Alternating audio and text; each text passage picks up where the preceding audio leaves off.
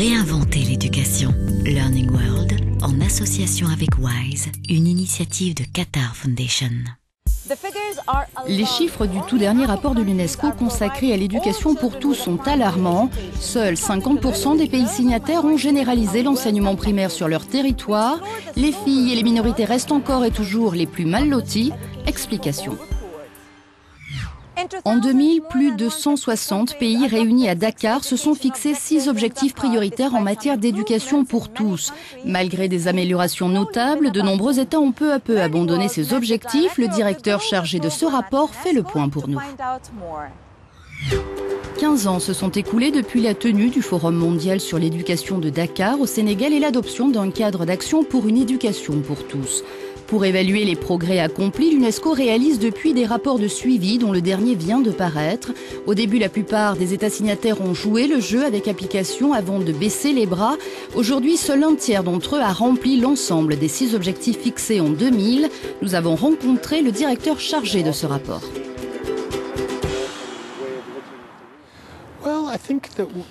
Le résultat le plus surprenant de ce rapport, c'est que malgré l'attention portée à l'éducation primaire universelle en tant qu'objectif international depuis des décennies, malgré toute cette attention, malgré l'argent alloué à des pays à faibles ressources afin qu'ils améliorent l'accès à l'éducation, eh bien, 58 millions d'enfants à travers le monde ne sont toujours pas scolarisés.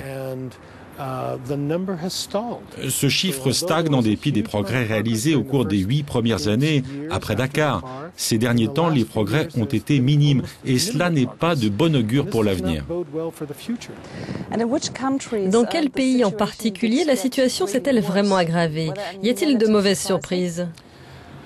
Eh bien, la situation s'est aggravée dans plusieurs pays d'Afrique subsaharienne, comme le Nigeria par exemple, où le nombre d'enfants non scolarisés a augmenté au lieu de diminuer.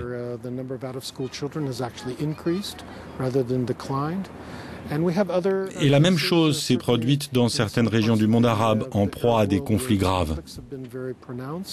Comment convaincre les gouvernements de consacrer davantage d'argent à l'éducation?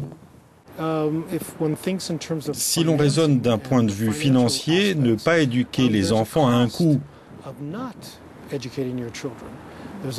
Un coût financier, mais aussi politique et sanitaire.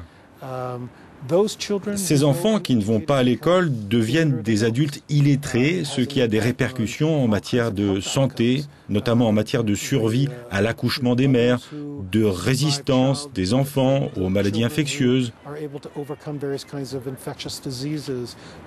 de vaccination ou encore de nutrition. Au final, ne pas éduquer nos enfants et nos jeunes conduit à l'augmentation du nombre d'adultes illettrés. Cela a donc un impact négatif sur la santé publique et sur l'économie des pays concernés. Merci pour cet éclairage.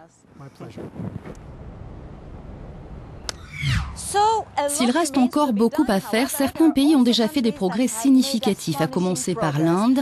En 2000, 16 millions d'enfants en âge de fréquenter l'école primaire n'étaient pas scolarisés. Aujourd'hui, ils ne sont plus, si l'on peut dire, qu'1 million.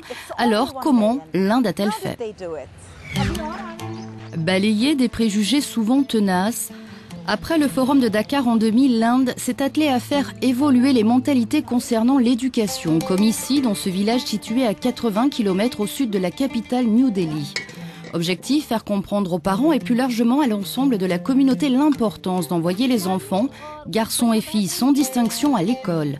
Depuis 15 ans, l'Inde multiplie donc les initiatives à l'instar du programme pour une éducation universelle, baptisé Sarva Shiksha Abhiyan.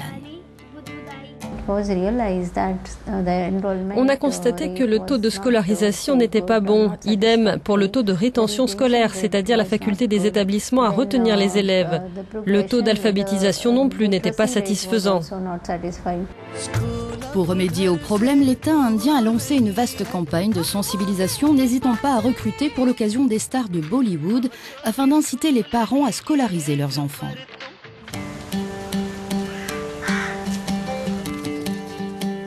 Dans la foulée, l'école primaire est devenue obligatoire en Inde.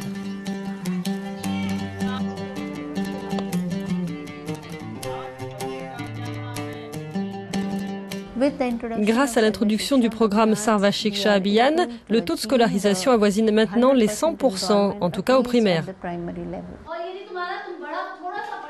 Par ailleurs, le gouvernement indien a modernisé ses infrastructures, raccordements électriques, cantines, sanitaires, voies de communication, pour que les enfants habitant en zone rurale en particulier puissent se rendre plus facilement à l'école.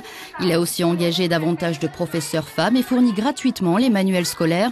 Mais pour le responsable de cette association, c'est encore trop peu.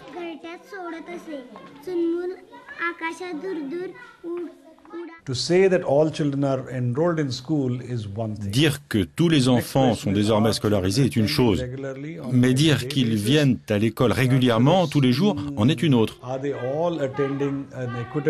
Est-ce qu'ils bénéficient tous du même niveau d'éducation? La réponse est non. 39% des enfants âgés de 6 à 14 ans sont inscrits dans des écoles privées, ce qui veut dire qu'au sein de la société indienne, même parmi les catégories les plus pauvres, il y a un fossé entre les élèves des écoles privées et ceux des écoles gouvernementales. Plus grave encore, même en étant scolarisés, près de 50% des enfants ne savent pas lire correctement et ont des difficultés en calcul. Les 15 prochaines années s'annoncent à l'évidence tout aussi ardues pour l'Inde. Elle devra entre autres lutter contre l'absentéisme et l'échec scolaire tout en continuant à convaincre du bien fondé de l'éducation pour tous. L'un des engagements pris à Dakar consistait à améliorer la qualité de l'enseignement qui passe notamment par des classes moins chargées, davantage de professeurs ou encore des manuels scolaires en quantité suffisante. Et dans ce domaine, le Mexique semble plutôt bien s'en sortir, comme en témoigne ce reportage. Une salle de classe bien remplie dans une région reculée du Mexique, une scène inimaginable encore récemment. Mais depuis 15 ans, le Mexique s'emploie à réformer son système éducatif et à ouvrir des écoles au sein des communautés indigènes longtemps laissées pour compte, et ce grâce au CONAFE. Le Conseil national pour le développement de l'éducation cible en particulier les populations vivant sous le seuil de pauvreté à qui il apporte un soutien logistique et humain essentiel. Depuis l'installation des services du CONAFE, la vie de la communauté a totalement changé. Elle n'est plus la même parce que la dynamique éducative, le travail qui est fait dans les écoles soutenues par le CONAFE, implique les populations locales. On travaille main dans la main avec les communautés. Nos écoles n'ont pas de barrières. Dans les zones rurales, comme il n'y a pas toujours suffisamment d'enfants d'une même tranche d'âge pour que les autorités décident d'ouvrir une école, c'est là que le CONAFE intervient.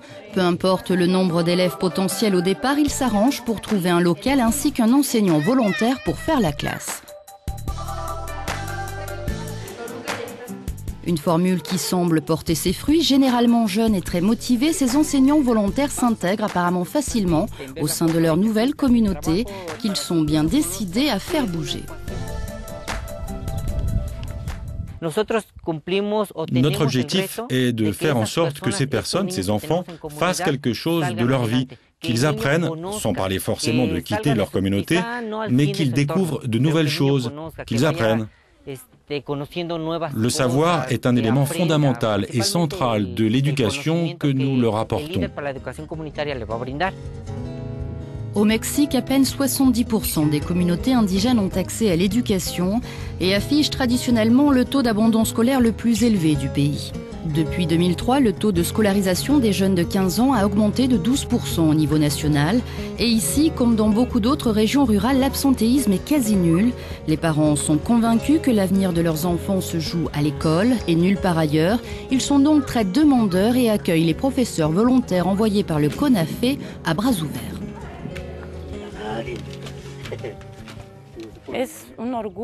C'est un honneur. Je continuerai à épauler les enseignants aussi longtemps que Dieu me le permettra. Je les aiderai pour qu'ils soient à l'aise et contents d'être ici. C'était mon but quand j'ai commencé. Ces enseignants ne sont pas des étrangers, ils sont comme mes propres enfants. En net progrès, le Mexique compte encore aujourd'hui malgré tout 3 millions d'enfants non scolarisés.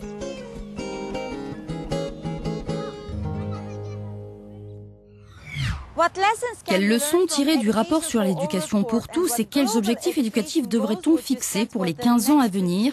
N'hésitez pas à poster vos commentaires sur nos pages des réseaux sociaux. À bientôt. Learning World, en association avec WISE, une initiative de Qatar Foundation.